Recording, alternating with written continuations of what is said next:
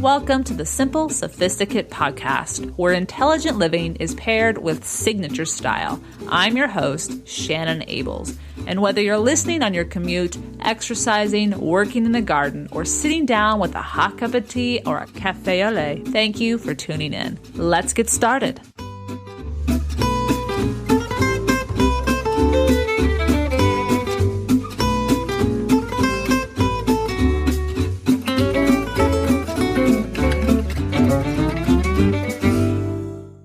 Good morning and welcome to the 93rd episode of the SImple Sophisticate.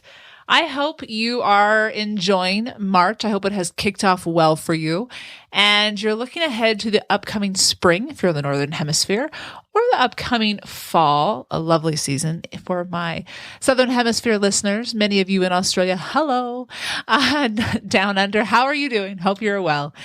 And I hope it's going well. And if it's not, I would like to suggest to you today, in today's episode, some ways of making the everyday absolutely amazing every single time you wake up in the morning. And if it is going well, to really hone in on why it's going well. Sometimes we are not really sure why things are running so smoothly. And it's in the knowing that actually empowers us to make sure we continue to have those amazing days again and again and again. So today's episode is titled 15 Everyday Habits to Live a Life of Contentment. And as you know, the logo of the Simply Luxurious Life, the blog, is about refined living on an everyday income. So it's about how to live well every single day. So we're going to be coining the term everydays. We're going to pluralize that term. We're going to make it its own term. The computer was having a fit with me as I was writing today's episode. It did not like that word, but we're going to make it our own word today because it really is about the everydays, how you spend your everydays. So that's the topic of today's episode.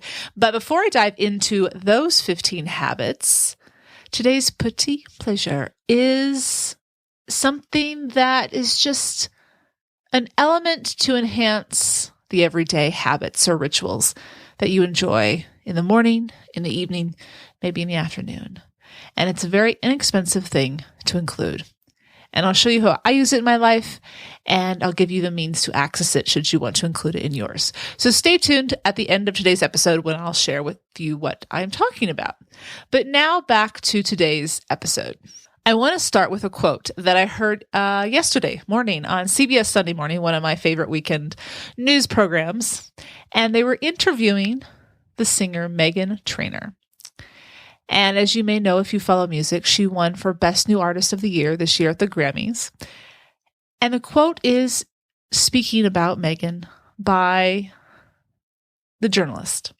She says, "The best way to conquer self-doubt is to follow your dream and work your bass off," an allusion to her titled song. It's all about the bass that is still at the top of the music rankings. But this idea of self-doubt is what caught my attention, this idea of self-doubt. Because as I've been building the blog and going about living my Simply Luxurious life, I'm always trying to figure out, what is it? What are the elements to making the everyday as amazing as those end of the road moments, those reached your goal moments? Those are amazing moments. For example, the highs in life that we experience from landing the job we've been coveting for years, or celebrating a hard-earned diploma, or signing the papers on a new house, or reveling in the magic of your wedding day, or finally seeing with your own eyes a previously only dreamed about destination, or holding your first published book in your hands. All of these events are momentous occasions that are all the sweeter due to your persistent effort and investment that you extended to attain that particular dream. And that's what makes it amazing, right? Those moments of a euphoria that are cultivated and experienced are hard to describe to those who are still in the midst of their unique journey. They haven't maybe necessarily experienced attaining a long sought after goal. But having had the opportunity to experience a few of these highs, upon reflection, the final destination wouldn't have been as sweet if I had not sincerely wanted what I sought, or if I didn't enjoy the innumerable everydays that paved the way to the end result. In other words, it was the journey, as we always hear, that really is the highs that help us get to that end result. Don't get me wrong, the end result is absolutely amazing. But we can't have those absolutely amazing highs of reaching that goal every single day of our lives. But my question has always been, okay, but wait a second. If that's supposedly the happiness we're seeking, then what do we do in the everydays? Are those just days that are so, humdrum? Or are there a lot of happy ways to live those days too? And so I've been thinking about this, and I have to be honest with you, I've probably been thinking about it for 15, 20 years. But I really started to dive into it because, as you guys know, over 7 months ago, I moved to the place I've been wanting to come to for nearly a decade. And the honeymoon phase was amazing. Absolute high. But when the honeymoon phase ended, I was still absolutely ecstatic to be where I was. And that's part of the key to finding your everyday happy mode, as I guess you could call it.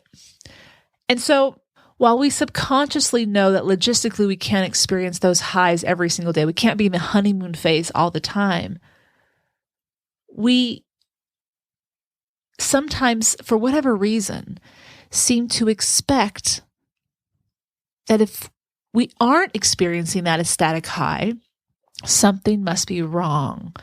Something must be wrong with our lives. We must be doing something wrong. We must be going about it in the wrong way. And while we probably know that that's not correct, for some reason that little voice can have its way. And if we don't feel happy as we did on those big momentous occasions, we get in our own way. We become self-critical about the life we're living. We're trying to examine it to fix it, as if something's wrong.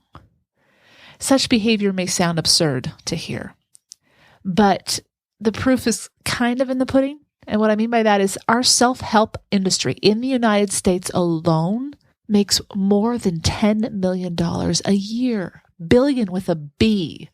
And those are people that are that's not just one person buying this self-help book and another buying another. That's people buying many different self-help books in all different areas of self-help, obviously.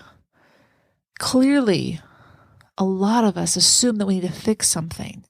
And this is not to say that self-improvement is bad, but perhaps we should reevaluate our expectations. After all, this podcast is labeled under the self-help category in iTunes. So don't get me wrong, and I will not stop reading all the different books out there that can offer insight and information on how to improve. That's not what we're getting at here. What we're getting at is, why do we always think something needs to be fixed? And so it's about adjusting our mindset. And that's what we're going to talk about today. While setting, having, and pursuing goals is a worthwhile instrument to achieving a life of contentment, we are mistaken if we think success is measured by the big moments in our lives when such highs are felt upon reaching that sought-after pinnacle. Rather, I argue that success is how we live each day. Success is determined by our everyday approaches to living, because we will have far more everydays than we will of the desired end goal celebration days. And if we live the former well, we are cultivating a rich and rewarding life for ourselves. So today we're going to talk about daily habits that we can practice and instill into our everyday lives that will ensure a life full of contentment. Let's get started. Number 1, having doubt is okay. Psychologists have pointed out that the presence of self-doubt, a cousin of fear, is as I like to call it, is a natural, healthy human emotion. To not have doubt is to not care, to not be invested. much like the quote I began today's episode with about Meghan Trainor, self-doubt being what will help us follow our dreams and reach what we seek or what we desire. Doubt can be used much like a compass, pointing us in the direction of our desires and our passions. And when I started to look at this first one really spurred me on recently. And I started to talk to people about it and get some ideas from those that are experts in this field. And for whatever reason, when we feel doubt, we assume that we're the only ones feeling doubt about this particular point in our lives. Like we're the only ones that are going to be unsure about which direction to go, where to invest our money, or who to begin a relationship with. We're the only ones experiencing that. And so we think that doubt is a bad thing, but it's not. But it's not. If we have, along our journey, been listening to our gut, making the best decisions possible based on information we have at the time, our doubt really can be that compass. It really can be. And I think that's something to hopefully ease your mind. I know it eased mine when I started to grapple. And it's a seemingly simple concept, but it's just something that, for whatever reason, when we're not sure about something, we can be very self-critical. And it's important to know we are human, and therefore to feel doubt is human. And often it's a sign that we are pursuing the path that will lead us to what it is we seek, that we truly seek. Even if we don't really know for sure, we can't pinpoint what it is. So number one is having doubt is okay. Get into that habit. Just accept that every day. As long as you're not frozen by doubt. That's the key. Do not let doubt freeze you. It's normal to be doubtful. Keep asking questions. Keep striving forward. If you stumble forward. You get the idea. Number two is be in pursuit of passion that gives you purpose. Upon discovering our deeper nature, we discover our strengths, and those strengths will help lead us each to our purpose. It is the marriage of pleasure and purpose that enables us to get lost in the everyday work because we are in love with what we are doing. That will heighten the everyday and lead to the culmination of reaching our goal. And we've talked about this a few times last month and in January, and I'll provide links to those previous podcast episodes about the difference between strength and skills, and how strengths, once we understand what our strengths are, really are a key to that everyday enjoyment of whatever it is we choose to do. So number two is be in pursuit of passion that gives you purpose. Number three is tend to your health. In order to tend to our health, we must know what having good health requires. In other words, understanding how our body works, what it needs, and how we can fuel it and care for it properly.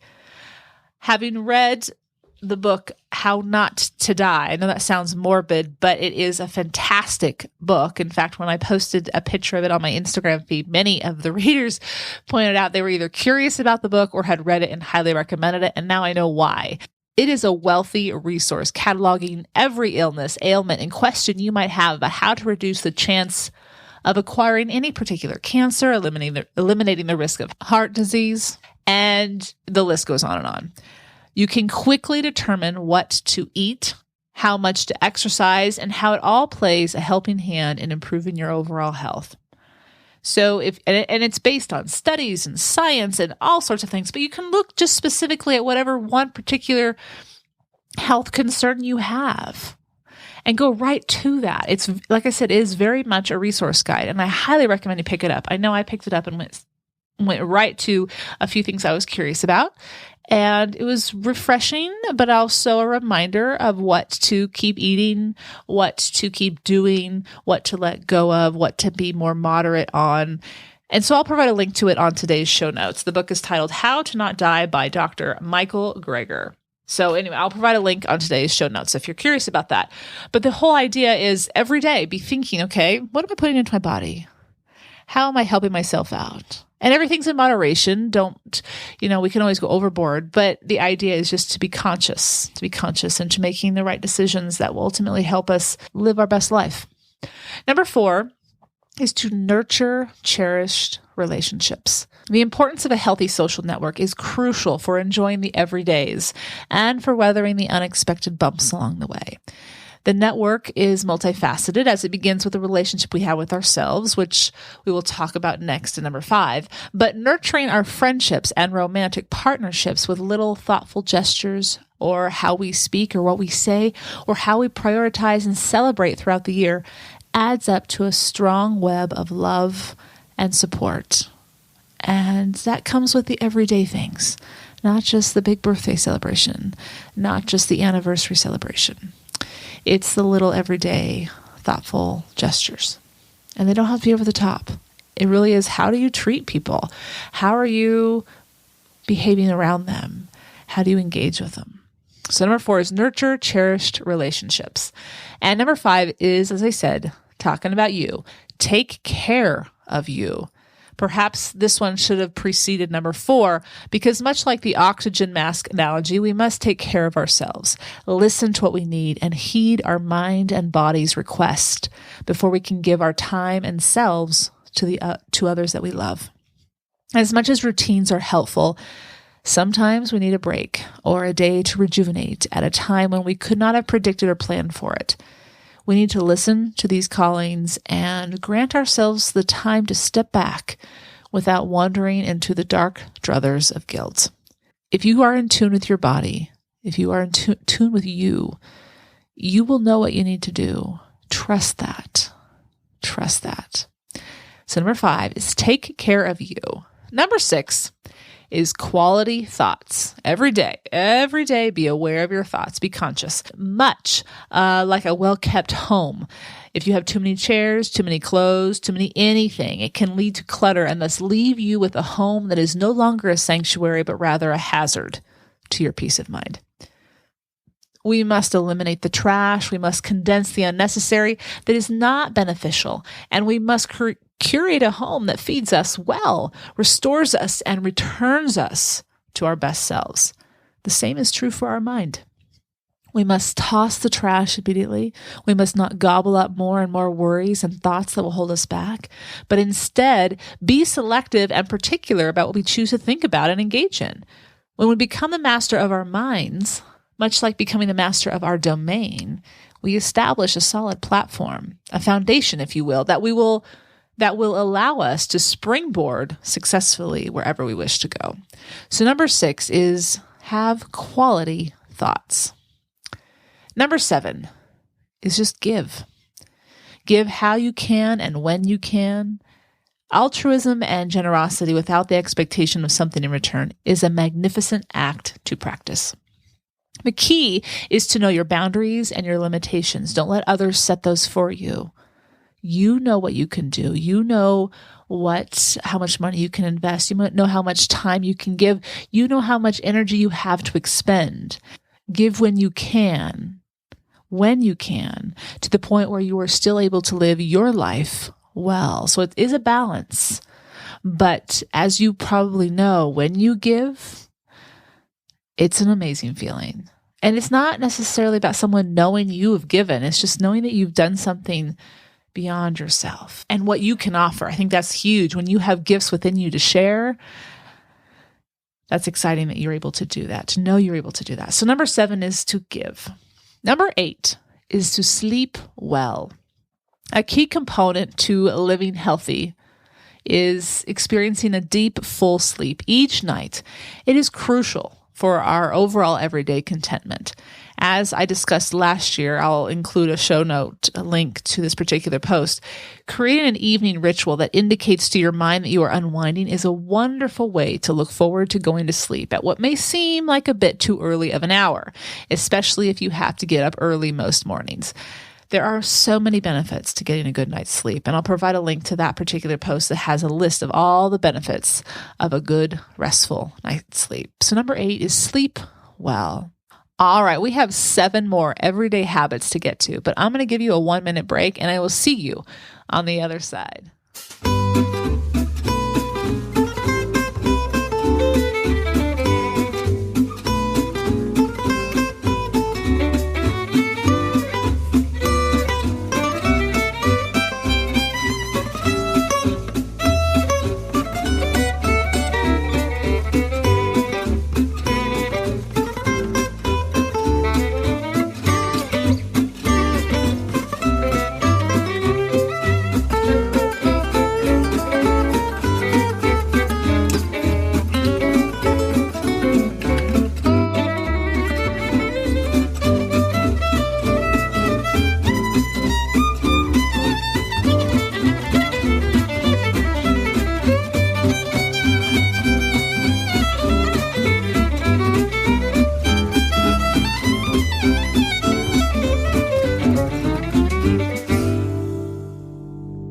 welcome back. All right. We have 7 more everyday habits to get to, things that we need to engage in and be conscious of as we go about our everyday lives so that we don't get in our own way when it comes to being content, because we can be content every single day, no matter what happens. It's all about how we handle it. All right. Number 9 is to spend time with nature. One of the most significant improvements to my everyday life upon moving to Bend has been the daily engagement with the outdoors. What I realized subconsciously was that the outdoors was an elixir to a mind that would sometimes travel down the rabbit hole to odd, negative places. And to be honest with you, I did not really realize when I was a child, when I was growing up, because my parents live out in the country, and we have a large expanse of land where we can just wander with the animals and be amongst the trees. And it's a beautiful natural respite. And as a child, as we do so many things, we often don't realize what is bringing us peace and contentment. But having had to get away from that, because you have to go to college, you have to go live your own life, and obviously not having the means to live out in the beautiful countryside, I haven't really been in a place where nature was literally at my back door. And what I've noticed is that when I get outside, I don't think about the past. I don't really think about the future too much unless I'm coming up with ideas.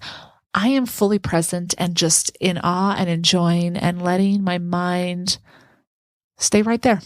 And I have found that my mind, this is exactly what happened when I was younger. This is a part of the puzzle piece that I have been looking for, and I have finally found it. And I feel fortunate to live in a place that offers this. But that's what works for me. Nature for someone else may simply be stepping outside and feeling the rain on your face as you walk down the sidewalk to the cafe, taking a breath of fresh air, or having lunch on the terrace at your favorite restaurant. Whatever it is, there is power in nature. There is power in nature because it really puts us in the present moment. It reminds us of what is going on right now. And we don't necessarily get in our own way. We can be more appreciative of all that's going on around us. So number 9 is try to find time every day, no matter how little, to spend time with nature. It may be even simply bringing nature into your house. It's winter after all. In some places, still a lot of snow coming down. Bring nature into your house. That's a great idea as well. So number 9 is spend time with nature. Oh, when you go outside though, put on the sunscreen. I have a link to some wonderful sunscreen that I highly recommend. I'll be talking about it in future podcasts, but that's key. Get outside, but take care of your skin, take care of your health. Remember, every day, take care of your health. Number 10, moving on. Understand new things will be hard initially, but it will get easier with time. First of all, make the decision to choose to try new things and then be firm with yourself to stick with it, as initially anything new is going to be hard. And so long as you truly want something or want to learn something, whether it's a new language, a new skill, an improved social life, a better job, increased savings in your retirement account, don't let the first stage of struggle deter you. It's going to happen. It will happen. It will be hard, but it will pass so long as you don't stop trying. And those are with little things and big things. Little things and big things. Here's a silly example, but just to drive the point home. My hairstylist was teaching me a new way to blow out my hair. And I blow out my hair every day. I'm like, oh, I got this. But she was doing it differently and I liked it. I'm like, okay, I can try this. But it meant that I had to use my hands differently. And as I am not ambidextrous, it was a challenge. But you know what? About a month or 2 in, I figured it out and it's becoming natural to me. It just takes time. I tell you what, the first few weeks, it was dropping the brush on the ground. It was hilariously funny, looking back on it. So that's just a small, simple, everyday example. But the idea is initially, the first time you try anything new, no matter what it is, it's going to be hard. You have to retrain your brain, but you can do it. You can do it. So number 10 is understand new things will be hard initially, but it will get easier with time. Number 11 is to lean into your feelings. I mentioned a few weeks ago in the weekly newsletter that's sent out to subscribers that one tool I have begun to utilize and see great benefit from was leaning in and experiencing my emotions, especially those emotions that made me uncomfortable. What do I mean by examining? Well, simply taking out your journal, for example, and in that moment, labeling specifically the emotion you are feeling and why you are feeling it. You don't have to provide a solution. You don't have to even give it value. In fact, you shouldn't give it value, but instead come to understand yourself better by doing this. Sometimes we don't know why we're feeling a certain way because we're afraid to look at it square in the face. But what I've found is that by doing this, by practicing leaning into and examining my emotions, I can then move through the emotion and it doesn't slow me down or hold as much power as I had given it previously. It's very much like the Wizard of Oz. Once you look behind the curtain, you realize it was more of an illusion than reality. I kid you not. Lean in, examine, and you will set yourself free. So number 11 is lean into your feelings, your emotions. Number 12 is follow the teachings of Miguel Ruiz in the 4 agreements. I could have listed all 4 of them out here and digested each of them, but I already did that in a post a couple years ago, and I'll provide a link to that on today's show notes. But 3 years ago, in a post called How to Set Yourself Free, I examined the 4 agreements that are ubiquitously discussed on the internet and thankfully shared by now best-selling author Miguel Ruiz. Each day, we have so much power over the quality of our day based on the choices we make. And here we go. Here they are. By simply, number 1, doing your best. Number 2, being impeccable with your word. Number 3, not making assumptions. And number 4, not taking anything personally. The tone we set for our day, the thoughts we allow to build in our minds, the relationships we cultivate, as well as the progress we make toward our desired goals will be greatly improved. And I'll provide a link to his book on today's show notes. The 4 Agreements. Highly, highly recommend you read it. It's a simple, short book, but quite enlightening. So number 12, follow the teachings of the 4 agreements. And number 13, compete only with whom you were yesterday. 4 years ago, I wrote a post about the idea of why not compete only with yourself. And last year, I had the opportunity to share its message with my former students at the National Honor Society yearly induction ceremony.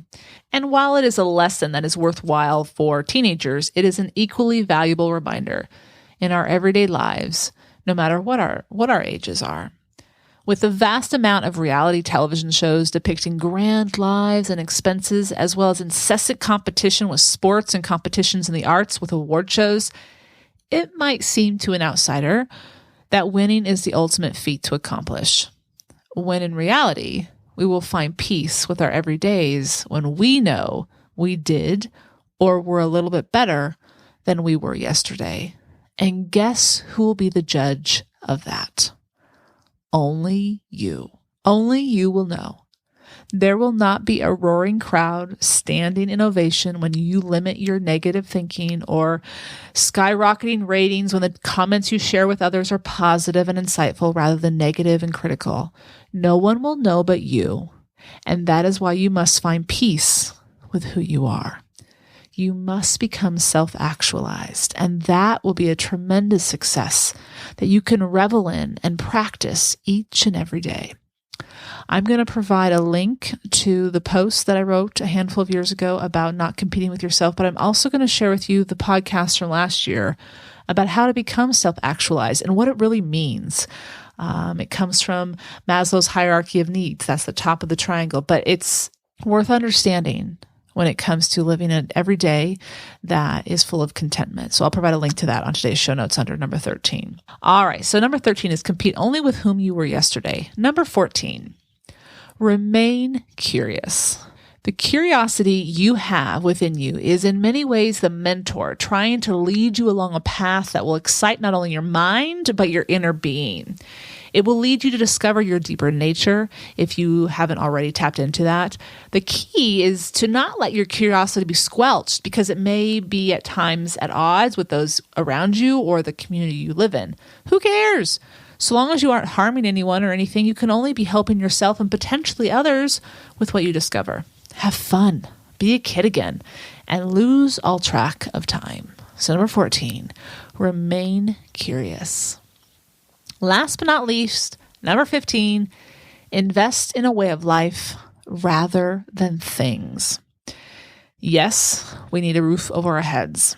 Yes, we need plates and dishes to put the food on that we eat each day. And yes, we need clothes and shoes. I mean, here on this blog, this podcast, I talk about or share ideas for capsule wardrobe. I share finds for the decor for your house. I share things you can buy.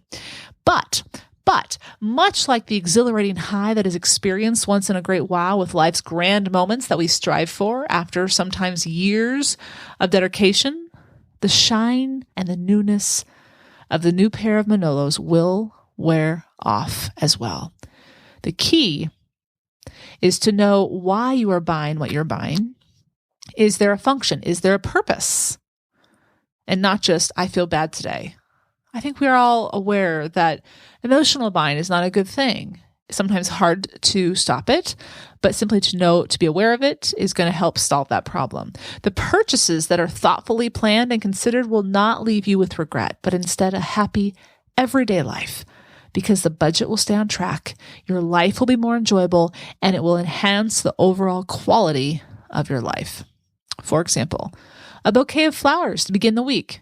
Go for it. If it's in your budget, go for it. Another beautiful vase that will sit on the shelf and rarely be used. Perhaps just appreciate its beauty and move on. Your decisions of what to buy and what to walk past will be unique to you, but try to be honest as possible with yourself. Why am I buying this? Is it a quick pick-me-up because I don't want to do the homework of becoming self-actualized? Or do I need these new pair of Nikes so that I can get outside and enjoy the beauty just outside my front door? You know the answer, so be honest with yourself. What will it add to my life beyond the honeymoon phase? Once that honeymoon phase is over, will I still be glad that this is in my life? So number 15 is invest in a way of life rather than things. Annie Dillard reminds us in her book, The Writing Life, how we spend our days is, of course, how we spend our lives. Living a simply luxurious life is all about the everyday approach to life. And while we can work our tails off for the goals we seek, if we are not enjoying the journey, we need to adjust something.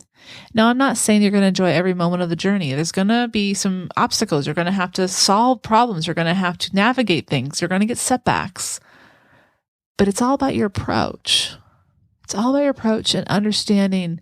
So, for example, if I have doubts, why am I having doubts? Well, probably if you have been in tune with yourself up until this point, it's probably because you're going in the right direction. You're going to have to readjust or learn something new to get around that obstacle. I will admit honestly that I have, and I mentioned this earlier in the episode, I've been trying to figure out the how of that particular question, how to enjoy the everydays, all of my late teen and adult life. And what I unearth is shared with you here on the SImple Sophisticate and on the Simply Luxurious Life blog. I adore the everydays that life offers us each time we rise in the morning.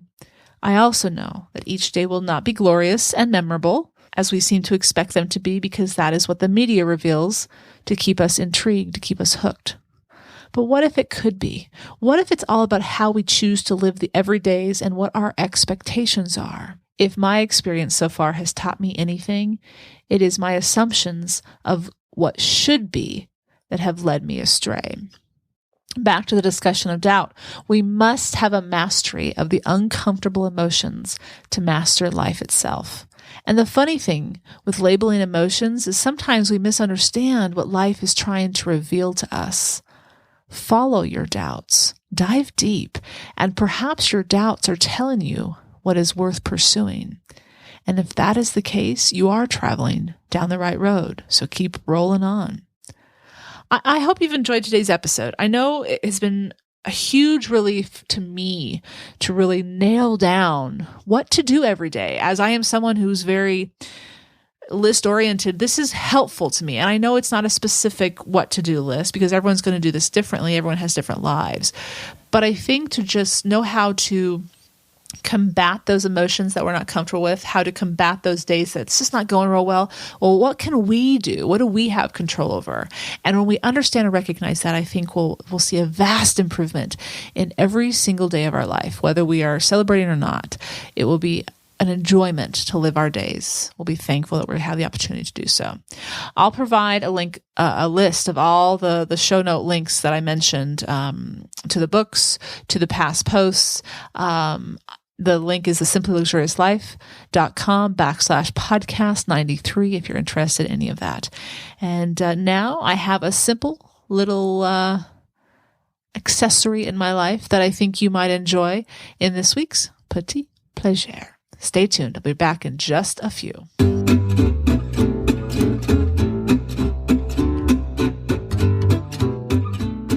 This week's Petit Plaisir is simply a tray. If you follow me on Instagram at all, in fact, yesterday morning I shared a pic of this round woven serving tray that I use to serve my breakfast on. And there's something about being able to put everything that I want to enjoy a moment in the morning in one tray and be able to carry it simply to wherever I'm going. It keeps it organized, but it also sets a mood, sets a tone. It really focuses the attention. Things aren't spread out all over the place. And it's also quite decorative when you're not using it. So it's very simple. But it's the idea of presentation, but also simplicity, I guess you could say. One of my favorite things to do, and I usually use mine in the morning, but you can use it any time of day, is every Sunday morning to walk to the bakery to get my croissant and then heat up hot water for my tea and have all my Sunday newspapers all piled up ready to go. I love that. That is something I look forward to. And the tray just really makes it official, makes it more formal. It's a ritual. It's something that's special. And again, it's just the presentation of it all. It sets the tone. Anyway, I found my basket, I believe, if I'm remembering correctly, a handful of years ago, but it was at Rejuvenation Hardware in Portland. They actually were having a sale, and I was like, I don't know where I'm going to put this in the house, but this is fantastic. It's so simple and so classic. So that particular basket is not available. At least I have looked. I can't find it. But I have went online and shopped for you, and I found a handful of different round woven baskets. One's from Pottery Barn, one's from Crate and Barrel, one's from Who's, all at different price points. And I've put them on today's show notes. You can absolutely use them for decorative purposes, put them on a coffee table, putting them in the middle of a dining room table, underneath on the first shelf of a coffee table if it has shelving underneath. It's really up to you. They're very versatile, and they're often not that expensive. I think I paid $20 for mine because it was on sale. They can go as high as $89, as there'll be one on today's show notes, but the others are under $40. And I think if you're looking for a simple little way to structure a ritual in the morning, afternoon tea maybe, or evening with your whatever you sip on in the evening to kind of set that tone for relaxing before you slip into bed and have a restful night's sleep, this might be a simple touch to add to your everyday, as we talked about in today's episode. Again, if you're looking for the links, go to thesimplyluxuriouslife.com/podcast93. I hope you've enjoyed this week's Petit Plaisir, where each week ideas are shared to make the everyday all the more enjoyable. Tune in at the end of each Monday's podcast where I'll recommend a book, a film, a recipe, or maybe music. Anything that is a simple pleasure to satiate your sophisticated taste.